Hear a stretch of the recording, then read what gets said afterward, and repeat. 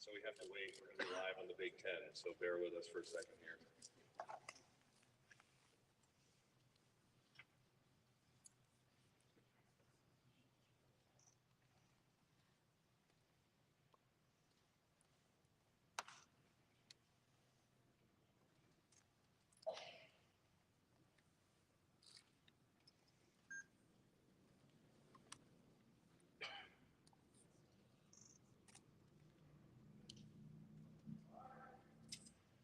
Okay, good afternoon, everybody, and welcome. Thank you so much for being here. What a great turnout. Give yourself a round of applause for being here. There's a lot of energy in this room right now. I really appreciate you being here. Now we've got some of our football team here, a lot of our staff, and other student athletes, so we'd like to welcome you to the Hawks Championship Center. And, of course, we'd like to welcome the Rhule family. Thank you for being here. We're so appreciative of that. Today's a great day. Today's obviously a great day for our football program. It's great for our athletic department. I think it's great for our university, and it's really great for all of our alumni and the entire state of Nebraska. We have the privilege today of introducing the 31st coach in the history of Nebraska football, one of the best out there, in Mr. Matt Rhule.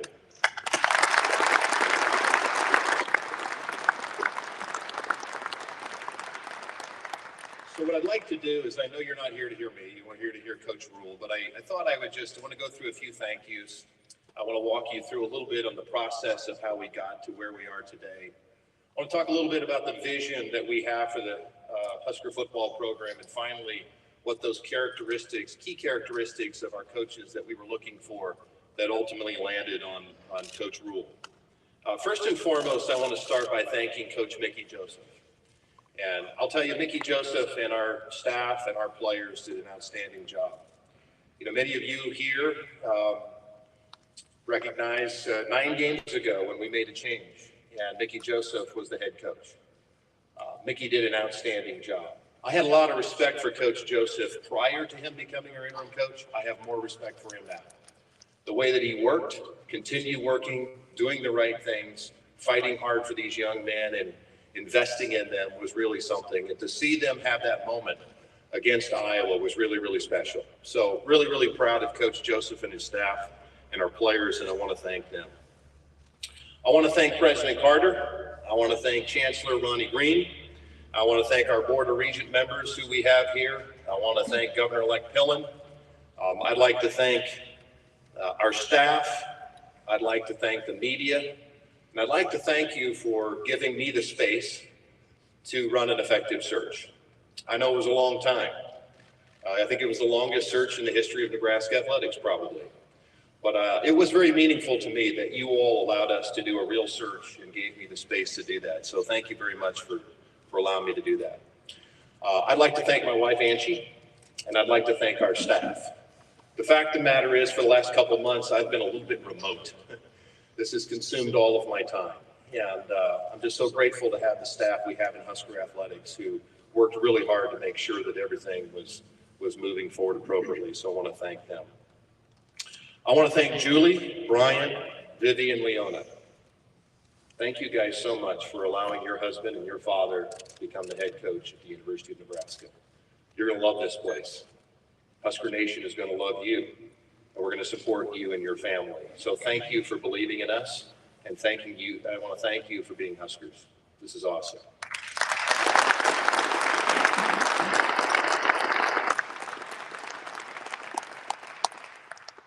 So I just want to tell you a little bit about the process.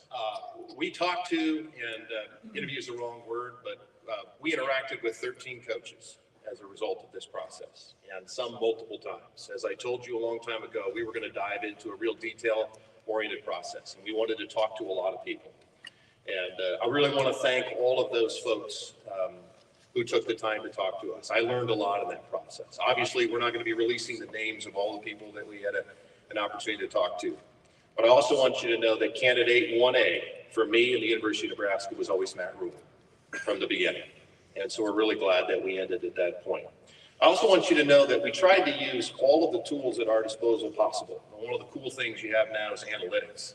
And so we really were able to dive into a lot of analytics and some of the detail behind that. We were able to use a firm that helped us look at successful Big Ten programs, looked at all of these candidates and trying to match up. Obviously, analytics aren't the primary driver, but it's a tool. And so we tried to use all of our tools for our benefit.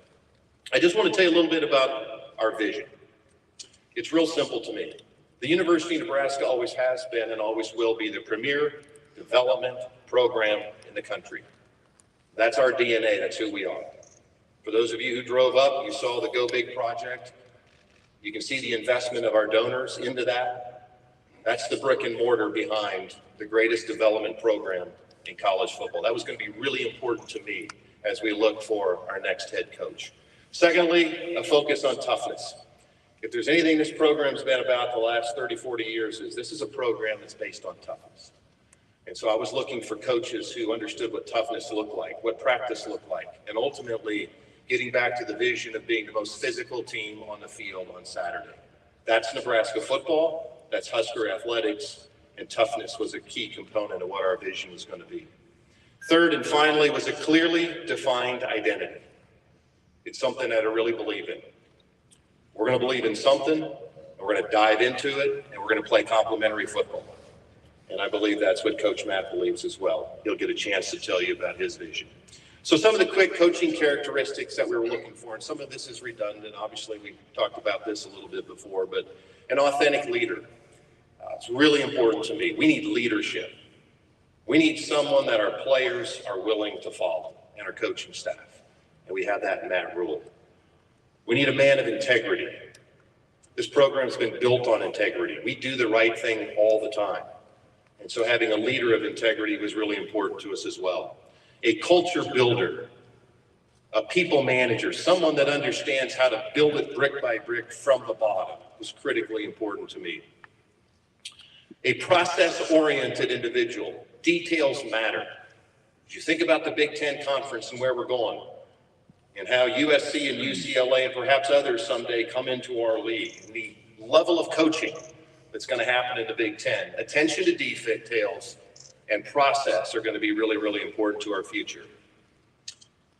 Being a grinder, as I've talked before, is really important. You got to work at this job. You got to be passionate about winning. And finally, a strategic thinker. And as we said about our process and talking to those coaches, there was one coach that consistently stood out from everybody else. One coach who went to multiple places at multiple levels and had the strategic vision to create the structure around what it took to win at that place. Let's be honest. We're at a critical juncture in our history as a football program. And having somebody that has a track record of understanding how to build a program at multiple levels and in multiple locales with multiple strengths and weaknesses was really, really important to me. Matt, I just want to thank you. I want to thank you for believing in me and believing in the University of Nebraska. I want you to know that Husker Nation is behind you. We're going to support you, and we're going to work as hard as we can to help you and our program be successful. And so it is now my distinct privilege and honor to get to introduce the 31st head coach of the University of Nebraska's football program, Mr. Matt Rhule.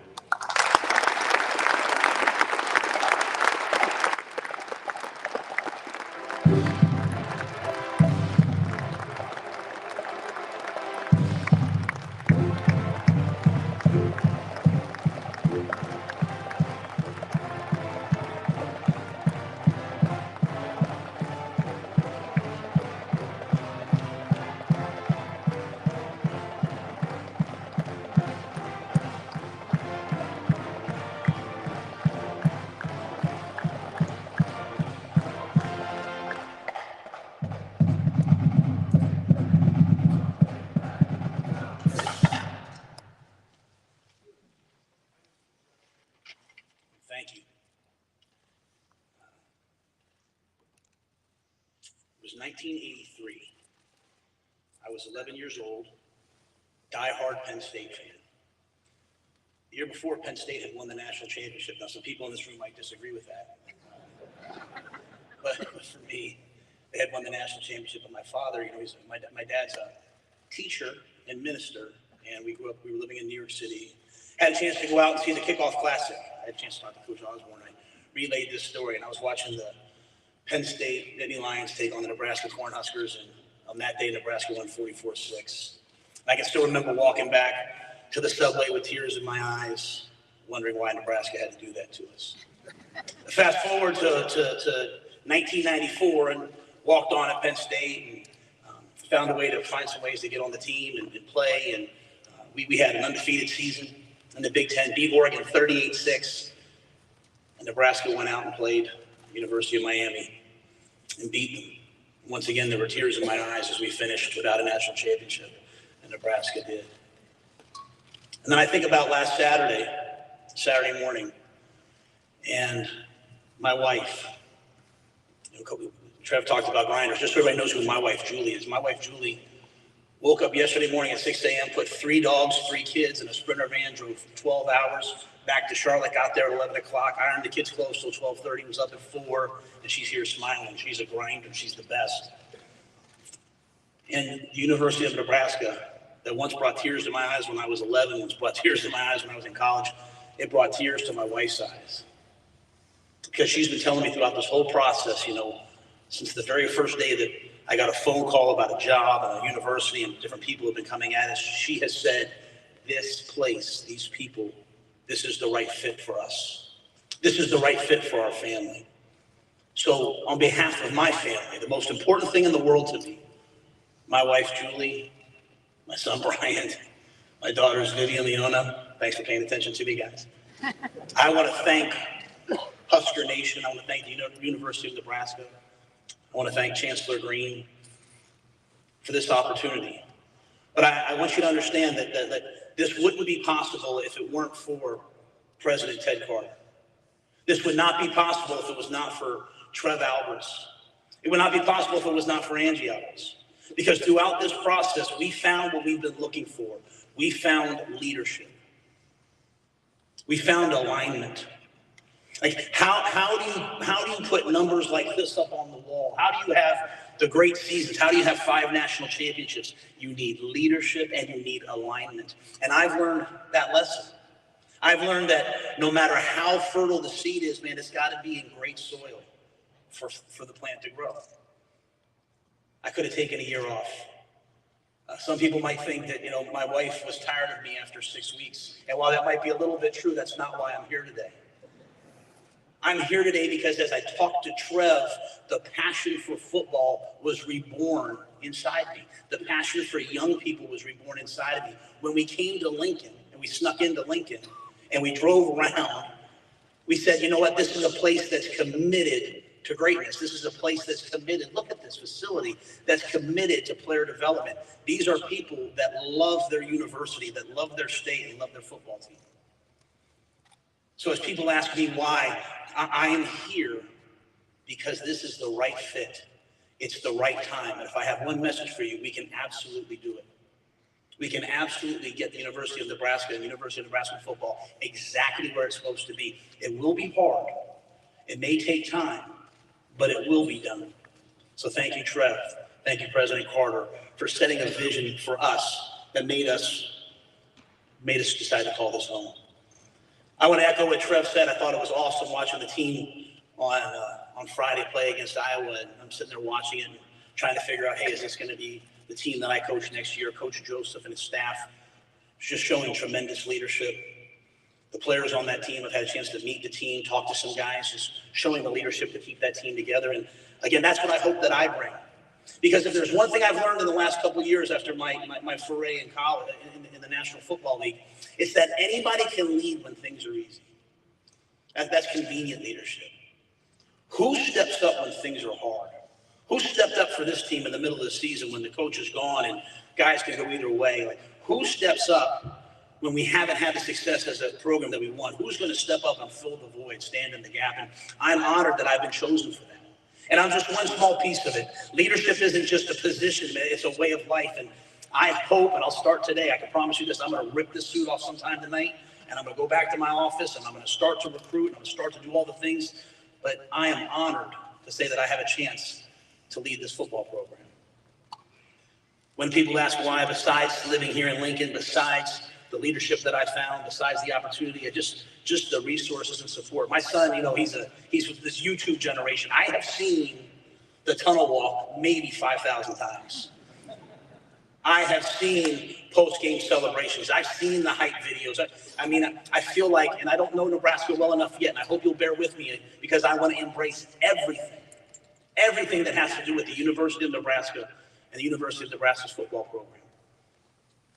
But I feel like through him and through some friends of mine who played here, that this is exactly the right place at the right time. And let me say it again, I believe we can do it. So thank you to my family. When you ask me what our vision is, obviously we want to have Heisman Trophy winners. We want to win major awards. We want to win conference championships. We want to win national championships. But guys, I'm a day-by-day guy. I'm a process guy. I'm a what's next person. And I can just tell you this, that I want to build a team that's tough. I want to build a team that's hardworking. I told the team that today, like, the price of glory is paid in here at 6 a.m. The price of glory is paid on the recruiting trail. Like, we are going to work harder. I can't say that anybody else, but harder than we've ever asked ourselves to work, because this is gonna be hard. You can't win 3 games and then win 4 games and then just come to work excited about just, hey, what's going to happen next? So we have to have a plan, and that plan involves working harder than the next one. We're going to build a team that's tough. We're going to build a team that's hardworking. We're going to compete in everything that we do. There's not a game that I expect to ever walk into where we don't expect to win. We want to honor the people who take their hard-earned money. Like, it is not a burden, but a responsibility on me as the coach to know that there will be people from all across the state who take the money that they make with their hands and with their work and with just their daily toil, and they spend it to come watch our team play. And you know what? You can't win every game every year. It just doesn't happen. But you can certainly be a team that people are proud to watch. That's the type of team I want to be. From the spring game to a practice to a mat drill to a weightlifting session to a meeting, I expect our guys to be tough. I expect them to work hard, and I expect them to compete. And I expect that because I and my staff will do the same thing every day. That's sort of our vision for how we are. We're not going to be a new spread teams, and we're not going to be like that. We're going to be a little bit more of an old school type of a team. Okay, we're going to be a physical team.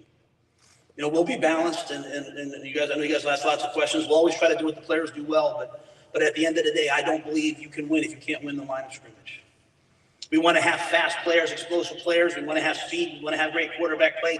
But at the end of the day, through the weight room and recruiting, we want to have a physical team that can control the line of scrimmage and control the game. I believe that's the type of team that can win in the elements. That's the type of team that can win on the road. That's the type of team that can have a lead and keep a lead. That's the type of team that Nebraskans want to see. And then finally, how? Because it all sounds good. Press conferences are fun. But how are we going to do it besides just the work? I think it's important for all of us to understand that football has changed. College football has changed even in the last 2 years since I left. NIL, portal, transfer, all these different things. And I think for all of us, we can look at what we've done. We can celebrate the past. We can learn from the past, but we have to have an eye to the future.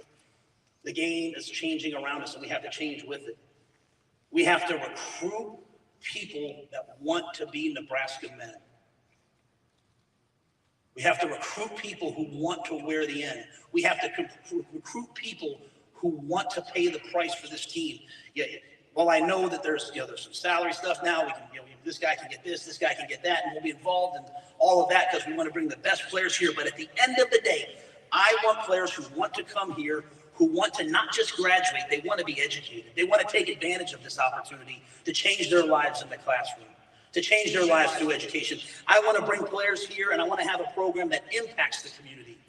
That when you see a Nebraska football player, you know that wherever you are is better for them having been there. That they will always leave a place better than they found it. I want to bring players here who make the campus community better. Like, you're not going to see me and my family hanging out. Like, you're going to see us at the local diner. You're going to see us at the Salt Lake. That's who we are. We did not come here to live in seclusion. We want to be a part of this community. We want to be a part of this community, and I want players who want to do the same thing. Get educated, graduate, impact the community, impact the campus, and then play great football. Now, I want guys that want to be pro football players. I've had a chance to coach in the National Football League twice. So many players have left the University of Nebraska and gone on to the NFL. And while talent can get you there, character and integrity and work ethic and professionalism will keep you there. It stinks getting fired. But if there's one great thing that came out of the day that I got the phone call that I was no longer the head coach of the Carolina Panthers, it was all of the players who played for me that are playing in the National Football League or who are going to medical school or going to business school, who all said, you know what, Coach, my life is better for having been a part of the program. It's not about me, it's about all the people that touched them. So as we come here to the University of Nebraska, it is my intent to leave the university a better place for us having been here. It is my intent to make Nebraskans proud, but most importantly, for every player, walk-on or scholarship, young or old, for every player that comes to play for us, that comes to practice in these facilities and sit in these meeting rooms, I want them to look back someday and say, you know what? My professional life, my personal life, my football life, it was all better for having been a Nebraska Cornhusker. I've gotten calls and texts from guys I know who play here, guys that I don't know who play here, and the pride and passion that they all feel for having been here and worn the jersey and been a Cornhusker, I want all the future generations to feel the same. So I will do my utmost best. I will do my utmost best to respect the tradition, respect that honor, and I hope that you guys will trust me to take us to another place, take us into the future, because it can happen. And as Trev said, the time is now. The time is now. And it's not really just about me, it's really about all of us, because we have to be all in. If you want to see something fail, have a bunch of people stand around and wait to see it fail. If you want to see something succeed, everybody, even when you disagree, just move ahead and push ahead. It's going to take everybody who bleeds red to get the Nebraska Cornhuskers to where they're supposed to be.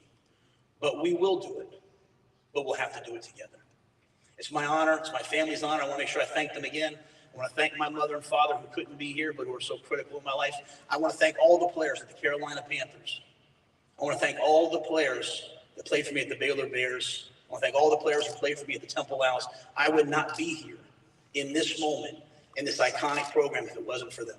And I also want to thank the pictures in the back. Whoever picked that picture of me with the Nebraska red, that's got to be at least 10 or 12 years ago. And I don't look that good anymore. I want to thank that person.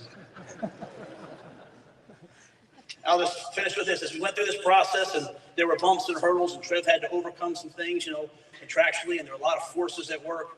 Anytime things got difficult, my wife would look at me and she'd say, Admiral. She'd look at me and she'd say, Trev, trust the people. I trust them. I'm just so grateful that they trust me. Thank you so much.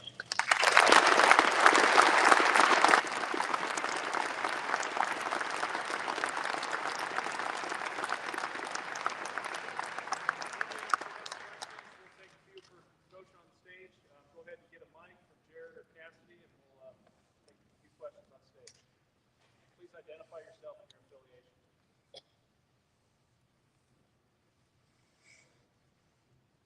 Steve Sipple, Husker Online. Welcome to Lincoln, Coach. You talked about the line of scrimmage, and I'm wondering a couple things. Did the line of scrimmage come up in the interview process, and why are you confident that you can fix that part, enhance that part? Yeah, I think when I talked to Trev, we talked a lot about just, hey, what's your philosophy, right? So if you found a player that played for me at any of the three places, they'll probably say 5 or 6 things. Don't beat ourselves, win the line of scrimmage, which means run the ball and stop the run, protect and affect the passer. So there's core tenets that I believe in. How you get there. At Temple, we were a fullback in the I formation, and occasionally spread out. When I was at Baylor, I had 4 NFL wide receivers. We were spread out, but at the end of the day, the offensive linemen and the defensive linemen in high school football, college football, and in the NFL, they determine it. So in terms of getting there, I'm walking in a little bit blind in terms of, I've seen the games on TV. I've had a chance to watch. This process has gone on so long, so I've had a chance. But, I'll have to get into spring. I'll have to see where we are to know that. But for me, it's just a vision. A vision doesn't mean that's the picture that's here. The picture that's here, I have to get into that. But the vision is to build up front. And that's not just recruiting, that's also the way that we want to train. And I'm confident because, we've done that at Temple, I think right now there's 24 guys playing in the National Football League from Temple and Baylor combined, and none of those guys were 4- and 5-star recruits, but we were able to develop them, so that'll be our plan here as well. Hey, Matt, Brian Christopherson from Husker 24/7, welcome. Have you had a chance to talk with Mickey Joseph? There's a lot of interest in him around here after the job he did, and what goes into the considerations of possibly retaining people who are on the staff? Yeah, I reached out to Mickey right when I got the job. I'm looking forward to talking to him at some point here and talking to the rest of the staff. I've been on both sides of it. I've been an assistant coach on a staff that's been let go, and I've always appreciated the coach coming in and talking to me. So I'll try to be thorough with that process over the next couple of days. My family will go back tomorrow, and the most important things to me right now are the current players. I need to sit down with them and talk to them, right? Like they know the issues in the program more than anyone else, good and bad. I say issues, I mean like good things. Hey, this is great. Hey, so I need to talk to the players, and I need to talk to the staff and coaches. To me, it all comes down to fit. People have to want to be here. Number one, they have to want to be in the role that they're in, and we have to all move forward. Again, when I've not had success, it's when some people are pulling in one direction. There will be a very clear vision, a very clear process for how we do things within the walls of the football program, and within the X's and O's. And so, any staff member that's bought into that, I'd love to talk to him. And I agree. I think Mickey did a fantastic job. And I've known Coach Joseph for a while before that, not personally, but professionally. Excellent recruiter. Players love him. So I'm anxious to have a chance to visit with him and the rest of the staff. Hey, Coach, Sean Callahan with Husker Online. I'm just curious, how important is this first week? Obviously, to get the roster stuff figured out, but to learn the NIL, the transfer portal days, December 5th, you go on the road on Friday to start seeing recruits. These first 4 days in Lincoln, how big are they just to kind of figure out where this is all going for you? Yeah, I literally, I got home that first day after no longer being the coach in Carolina and had a school call me. And so I've been working on this for a while, again, there was a lot of thought in our family that we would take the year and take the year off and, just spend some time together. And I think that's really important. I think it's important for recruits to hear. I told every recruit I've talked to, like, man, I'm not making more money to work today than I would have been if I was playing golf back in Charlotte. Like, I could be on the golf course making the same money today. So this wasn't a financial decision. This was, oh my goodness, I think I can fit there. And I think the people are right. So I say that to say that I had all that time to really dive into this, study some things NIL-wise, study some things, obviously the transfer portal. And so I think this week's important. I mean, we've gotten going right away. We have a certain profile that we like to recruit to. We like big, fast guys, even if they're a little bit developmental. So we want to get as much speed as we can get anytime we can get it. So we've already gotten started with that. We just need to sit down with the guys that are here and see who else they were recruiting besides the guys that are committed. So this week's important. I don't know if I'll sleep very much, but you know what? Next week will be important, the week after. And here's what I know. The future of Nebraska football is not hanging on one decision. It's hanging on accumulation of day after day after day, great recruiting, great development, great coaching, great teaching. So we'll just try to make sure we do that, just say what's next every day. Hey, Matt, Eric Olson with the Associated Press. Had you not come to Nebraska, did you have any other opportunities to coach elsewhere? Do you have some of your staff set already? You got to bring some guys with you. So I'll say this humbly and only for recruiting, because normally I wouldn't say this, but I was offered other jobs, yes. And I just decided that this was the right one for me. So I had the chance to maybe sit a year, had the chance to, I had some opportunities to do some TV and some broadcasting. I was offered, some other college opportunities. So I only say that to say how special this is, that, we didn't say, hey, we better go take this job. We felt like this was a really special place with really special people, great alignment, great resources, and then a fan base unlike any other. I can't wait to bring recruits to games and let them see what a game at Memorial Field looks like, Memorial Stadium looks like. Sam McEwen from the Omaha World Herald, welcome to Nebraska, Coach. You're coaching in a league, a specific league, the Big Ten. It has a context. What do you know about that league, having grown up watching it? What kinds of players and coaches do you need to bring here to win in this league? Yeah, it's a great question. Obviously, having been at Penn State, the Big Ten was a different way, maybe a little bit at that point, a different type of a league. But, again, it goes back to the things I talked about. The margin for error in the Big Ten in most games is pretty slight. You can't beat yourself. You have to be a team that executes. Typically, if you look at the Big Ten, whoever has the best quarterback play is typically going to win. So you need to have not just a quarterback, but a system around the signal caller that lets them be successful. And you have to be able to win in the elements. You have to be able to win when it's hot early in the year, cold late in the year. You have to be able to win on the East Coast. Pretty soon you have to win on the West Coast. And so I think having defense, I think having a run game, those things are important, because if you can't play defense in this league, there's 3-4 games a year you're going to get run off the field. In terms of coaches, I want young, energetic, dynamic coaches. Whereas there's some leagues where you have to go hire some names, and there's some guys that hey, he's a recruiter and he's been in that area a long time. I think my ties recruiting and our ties recruiting in Texas are something that we're going to lean on. I think you look at the history of Nebraska and its ties to New Jersey. So, obviously those are places that we're pretty well known, and then Florida. Those are the distinct areas. And then to me, just studying this job and taking a lot of time to study this job, the in-state talent I'm excited about. And then you draw that 500-mile radius, making sure that we have the best, these might be little, I want to have the best summer camps. I want to have 2,000-3,000 kids a year coming to our camp, not just prospect camps. I want kids when they're 8, 9, 10. Everyone should have a chance to be a Husker for a day. And, that's how you find the players that go off and go to an FCS school. Like, I don't understand why I'm in the draft last year looking at first-round guys at FCS schools. Like, I want them here. I want to find those guys. And so finding coaches that are I don't need celebrity coaches who are going to go see one school a day. I need coaches that are going to go and do it the old school way, go see 6, 7, 8, 9 schools a day, speak at a clinic, call recruits. So we're going to have a hardworking staff. In terms of, do I have some guys lined up? There's some guys I'd like to bring with me. I want to be respectful of the staff and talk to them as well. But, we need to be able to hit the ground running here soon. Hey, Matt. Joe Nugent, WOWT-TV. How you doing? Good to see you. Yeah, good to see you, too. Curious about the 2 rebuilds that you led at Temple and Baylor. Why do you think you were successful there? Why do you think you'll be successful here doing the same thing? And what do you think is a fair timeline for being successful? Yeah, I think the other 2 places it was really simple. We found the right people, found the right staff. Then we found players that we could develop, players that loved football that wanted to get developed.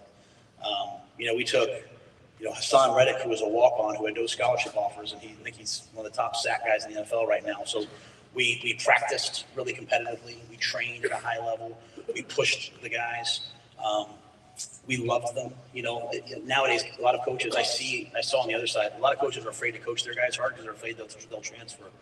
I really feel like if a player knows that you care about them, if they really believe what I said earlier, that, I want your life to be better for having been here, not just because you're a good player, then you can coach guys hard. So I think the old school things of developing guys and pushing guys and wanting them to be better is what got us there at those places. And then we had great support. I won at Temple because, I had a great athletic director in Pat Kraft, Kevin Clark. I had a great president, Dr. Neil Theobald. And so when people were sort of saying, like, what's happening, they would calm the waters, and eventually we broke through.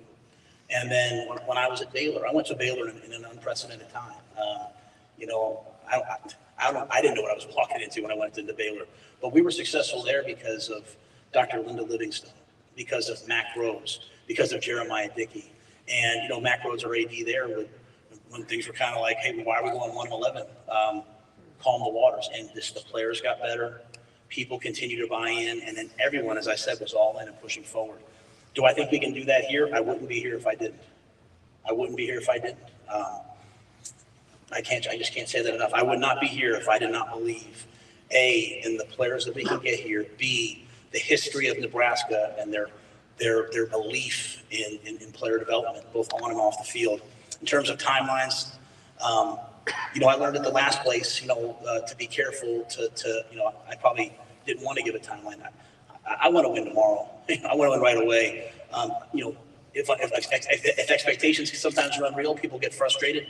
I just know this: we're gonna work our tail off starting today, and we'll do it as fast as we can. Matt, welcome. Mitch Sherman, The Athletic. You mentioned Trev and Admiral Carter and your respect for them. Can you get into a bit when and how the interaction began with them and what your what that came back to, how strongly you feel about them and how that's grown through this process?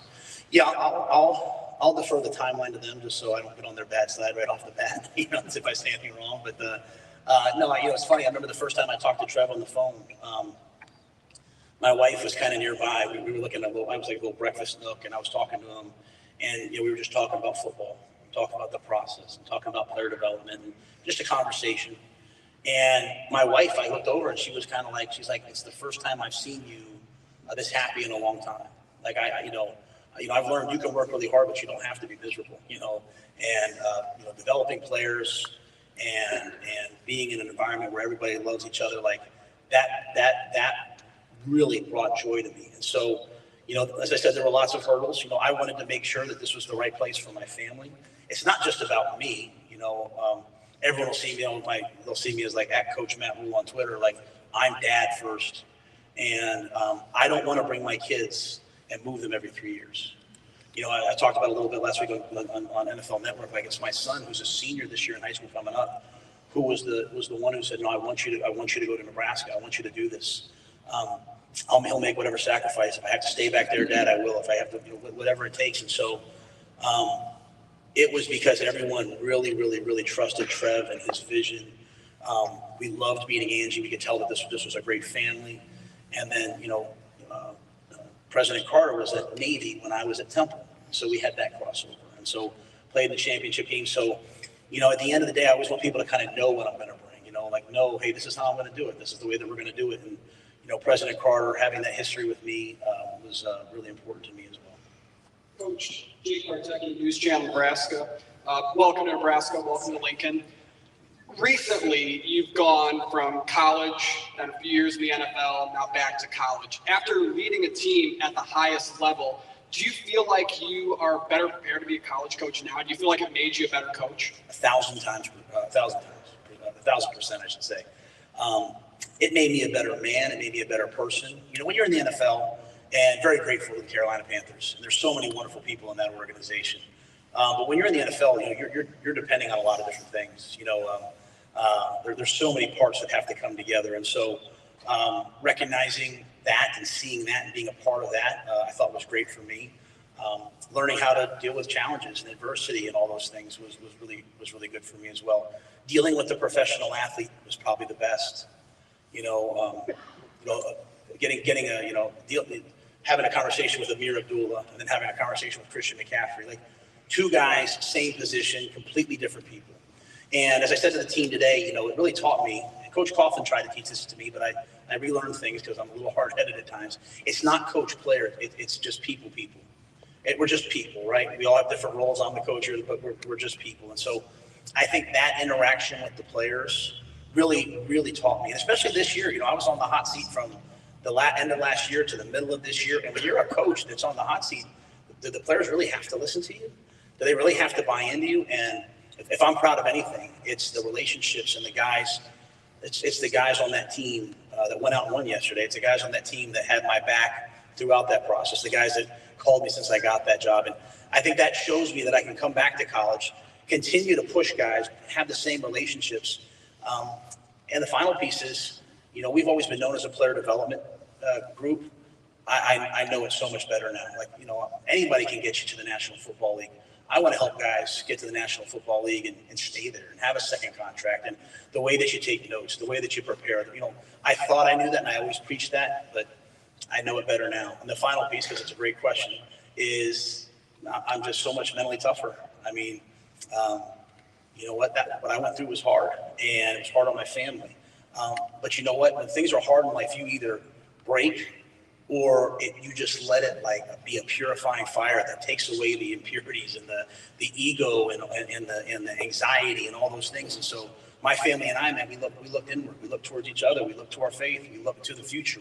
We stayed focused on the players. And so I come here now not hardened by that, but steeled by it. I feel really, really strong, and I'm excited to get started with these players. I'm excited to get to the spring. Excited to build a team. Take 2 or 3 more here on stage. Hey, Matt, Zach Carpenter inside Nebraska. I think you said in your opening statement that you met with the team this morning or this afternoon. Can you give us more details about what you said to the current players and the current coaches, if you met with them too? I have not met with the current coaches yet, just with the players. And I started reaching out to the players, as I could over the last couple of days via text and some phone calls. And the message I had for them was, because I understand the position that they're in, not one player in that locker room signed up to play for me. Not one player was recruited by me. Not one player chose to come for me. But I wanted them to know that, hey, I chose to come coach you. Like, I'm here to be your coach. I'd like to be your coach. I'm not one of those guys that comes in and runs everybody off. I've never done that. I come in, I try to set a high standard, a high expectation. I hope that the veteran players on the team take my expectations and raise it. And so I said that to them. I wanted to make sure that they knew that when they got back in the spring that we were going to work at a really high level. And hard work is not punishment. Practicing and playing football is not punishment. Being physical at practice is not punishment. I wanted them to understand that the way that we can get to where we want to be is on the practice field. It's through competing. That I wanted them to all be a part of it. I think it's an honor. I think it's a privilege to be a Nebraska Cornhusker football coach and football player, and I wanted them to appreciate that. And then finally, I told them I'd be here all week. I look forward to talking to each guy. I want to hear their perspective. I want to hear from them. I think that's really important for me to learn more about this program right now. Hey, Coach. Steve Mark with Inside Nebraska. You've coached on both sides of the ball. Is there one specific side, offense, defense, that you're really passionate about? Not really. It's a great question. We've always historically, at Temple, after a couple of years, we were in the top 10 in defense. At Baylor, our last year, I think we're in the top 5. I think we're in the top 5 in takeaways on defense. After 1 year in the NFL, Carolina, we were number 2 in the NFL in defense. So we've always built a culture of defense. I've tried to always offset that, on the other side by, trying to run the football and be physical on offense, things that we got done at Temple and Baylor at a pretty high level. But I think everything's important. I really do. When Trev says complimentary football, I just think what you're saying is that every single play counts. And in today's world where we all get pulled in so many directions, trying to teach the team that, everybody just needs to go out and win the rep. If everybody wins the rep, forgets the play, what's next, win the next rep. So, I'm passionate about the game. I love offense. I love defense. I love special teams. And I think that's why, I try to hire staffs that are great teachers, have lots of energy, care about their players. And then I have enough knowledge maybe on both sides to see if there's a problem and step in if ever needed. News here in Lincoln. You mentioned talking with Tom Osborne over the weekend and a bucket list item for you. Can you expand on that conversation and any of the advice he shared with you? No, coach was great. He just welcomed me, and I just told him, I said, hey, I wouldn't take this job if I didn't have your blessing. And he kind of laughed and said, you don't need my blessing, but I trust Trev, and I know that you'll do a great job. And I'm thankful that Coach Grant Taft, who's a special person in my life, and Coach Osborne have a relationship. So I think that they were able to maybe visit a little bit, but it was great to have a chance to talk to Coach Osborne. He's someone, as I said, that I've looked up to as a coach. You see a lot of things on sports today. You see a lot of things on ESPN today. I grew up in the era of the gentleman coach. The coaches that would battle for 60 minutes and then shake hands and go clinic together in the summer. And that was Coach Osborne. That was Coach Paterno. That was those men. And so he said he'd be here for me if I ever needed it, and I will certainly take it up on that. Amy, just Lincoln Neutral Star. As you stand here today, what does success mean to you? Like, what does a successful team look like, and how do you get Nebraska back to that? Yeah, I think the first step, if they're really talking steps, and I'm not saying they're not there right now, so I don't want to ever say that. I think the first thing is that we are those 3 things that I talked about, like that we are really a tough team, that, no matter what the situation, no matter what the circumstances, we do what we say we're going to do and get it done. That this off season that we work really, really hard and that we compete. You can sometimes in football get so caught up in the results that you forget the process. And so I think if you're those 3 teams, then if you lose by 2 or you lose by 20, it's the same thing. You lost. And sometimes we fool ourselves into like, oh, it's a close loss here, it's a close loss there. This game, you go out each week with a mission, you either win or you lose. And so, I want to win as many games as possible, but I want to win the right way. And so the way for me is to make sure that the things that I talked about in this press conference, controlling the line of scrimmage, not beating ourselves, I'll talk about winning the turnover battle. If we do those things, then the results will take care of itself. I, like every other Cornhusker fan, want to go to a bowl game. I don't want to play just 12 games. I want to go to a 13th game, and then that, to me, that should be the bare minimum. And then I want to compete for the Big Ten championship. I want to compete for national championships. I just don't think we have the right to talk about that right now here today. Right now today, this team and we're going to talk about, hey, let's be great this week. Let's be great in finals. Let's be great in recruiting. If you go 3-9 and 4-8, then to me, we just have to worry about the spring. Let's be great this spring. And so that sounds like boring coach speak, but it's really how I live my life. It's how, when I got fired a month ago, I said, okay, I've been telling players forever, what's next? Worry about tomorrow. Then just do the same thing, Matt. What's next? Worry about tomorrow. Like, get fired one day, take your kids to school the next. That's what it is. That's how most people live their lives, and that's how I want the team to live its life. What does success look like? I think if we're that kind of team, as the players continue to develop and keep bringing in great talent, these guys buy in, the wins will come. Amen. Andy Kenny, KTV in Omaha. Welcome to Nebraska. I want to ask you, you mentioned NIL and transfer portal. How do you go about building your roster and mixing the portal kids and laying the foundation of kids that you recruit and develop? And can you do both? Yeah, I think the good teams are doing both. I think as your recruiting improves, you see the really, really strong teams across the nation. They probably have less transfer kids. But I think right now, the first thing we'll do is continue to evaluate the roster. We will leave no stone unturned to find good players. They come in all shapes and sizes. We will take the walk-on program seriously. We'll take transfer seriously. We'll take NIL seriously. I talk about all in. That's making sure that we have the money to go do the NIL at the level that the teams we're competing against do it at. So we will look at everything. We just won't sacrifice the ideals, the integrity of the program. The guys that come here, there's nothing wrong with a young man wanting to make some money. There's nothing wrong with a young man wanting to make some money off his ability. Every one of us, we want to be valued and we want to be compensated financially. There's nothing wrong with it. But they have to also want to be here for Nebraska. And they have to want to be here for their teammates. And they have to want to win. And so when you find guys who want to come here, who want to develop, who want to get a degree, who want to serve and impact the community, who want to win, those are the guys that I want to make sure that we take care of financially when we can. And I know that the way it works is the collective, not me. I don't mean to say we get in trouble, but you think you understand what I'm saying. And you know what? I think it's a great incentive for young people to come in and play well. And the better you play, the more things that you do, the more opportunities that you have. And that's really kind of the American way. The more you do, the more you get. And so we'll embrace all of that. All right. Thank you all very much.